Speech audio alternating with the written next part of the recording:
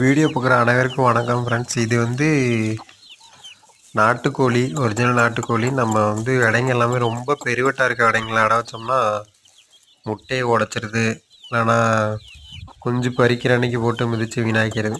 அதனால் ஒரு அண்ணாக்கிட்ட நாட்டுக்கோழி வாங்கிட்டு நம்ம முட்டை கரெக்டாக விடுற ஸ்டேஜில் இதுங்களும் அந்த கோழிங்க முட்டை விட்றப்ப இதுங்களும் முட்டை விட்டுட்டு இருந்துச்சு.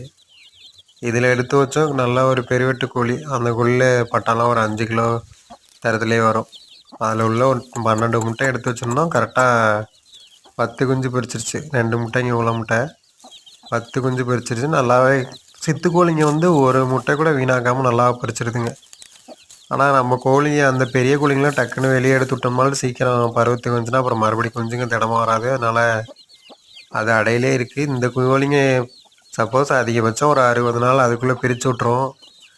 நம்ம அதே கோழியில் வச்சு பொறிக்க வச்சு எடுத்து விட்டோம்னா எப்படி பார்த்தாலும் ஒரு 4 மாதம் 5 மாதத்துக்கு 4 மாதமாவது குட்டிட்டலைங்க குஞ்சுங்களாம் அவ்வளோ சீக்கிரம் பிரிக்காதுங்க.